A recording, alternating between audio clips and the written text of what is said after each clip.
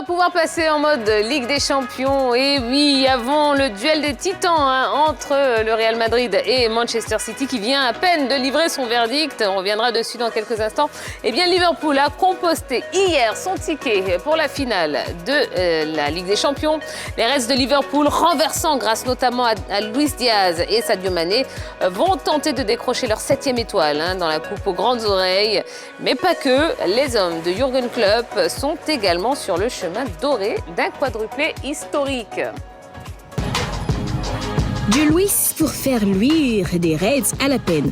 C'est le coaching parfait réalisé ce mardi par Jürgen Klopp en faisant sortir du banc la petite Colombienne pour traumatiser le sous-marin jaune. Buteur en plus d'une activité débordante sur les côtés, Luis Diaz a fait une entrée fracassante, balayant les espoirs de Villarreal. C'est l'histoire de remplaçants venus littéralement inverser la tendance en demi-finale de la Ligue des Champions. Mais par-dessus tout, l'histoire d'un feu follet colombien qui, par le talent, la générosité, la gourmandise et une grande malice, a renversé la table à lui seul. Grâce à l'ancien du Porto, les Reds, malmenés 2-0 au premier acte sous le sous-marin jaune, ont gardé éveillé le rêve d'un éventuel quadruplé historique, Ligue des Champions, Premier League, Carabao Cup et FA Cup, et d'une 7e coupe aux grandes oreilles. Quand il égalise 2-2, la qualification est acquise pour Liverpool. Et Sadio Mané d'en profiter pour enfoncer le clou et battre un record.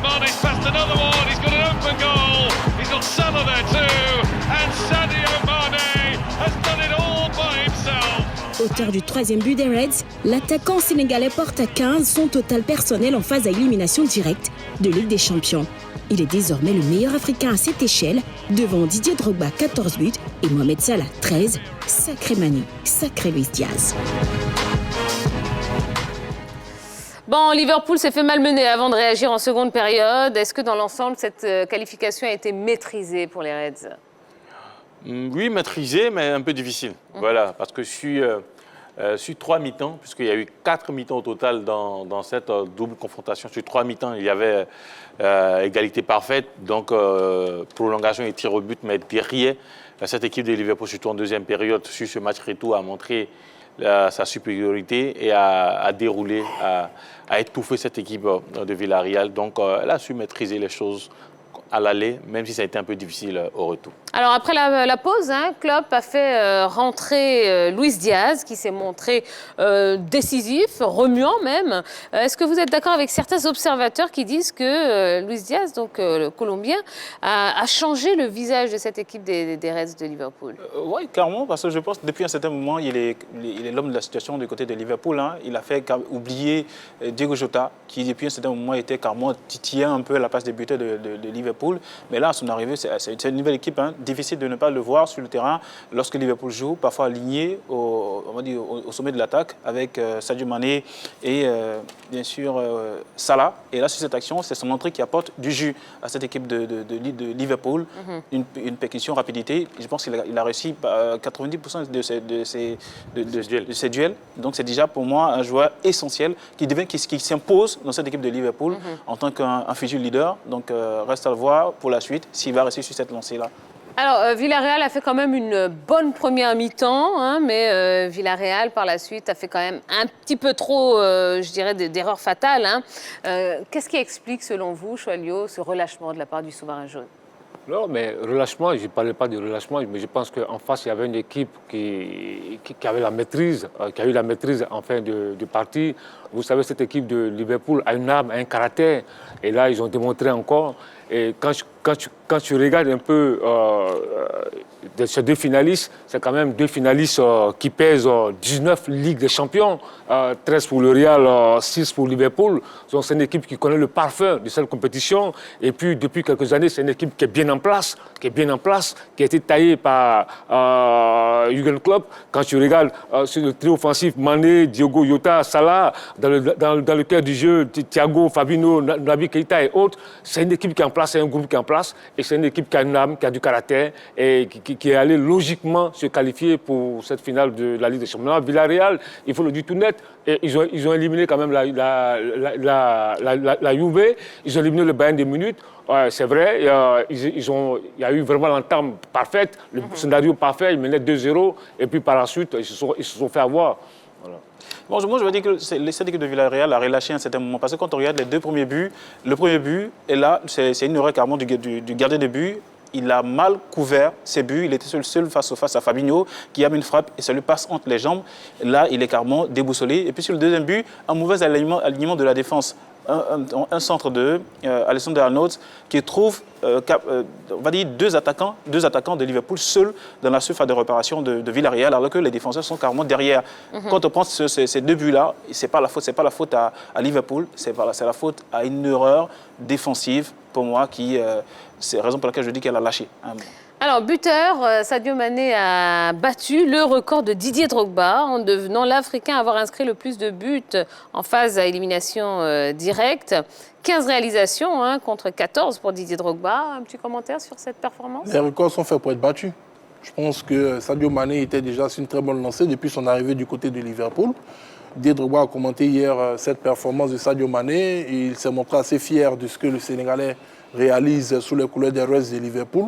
Voilà, il place encore là-bas assez haute concernant la participation des Africains à cette grande compétition qu'est la Champions League européenne.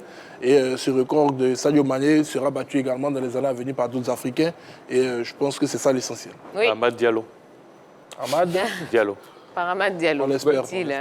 Mais je pense que Sadio Mané est forcément des candidats au Ballon d'Or. Et là, la finale entre le Real et Liverpool, le Ballon d'Or va se jouer là. À Benzema contre Sadio Mané. Je pense que là... Le Ballon d'Or est déjà joué. Non, non. Tu sais, ça va se jouer là. Je préfère je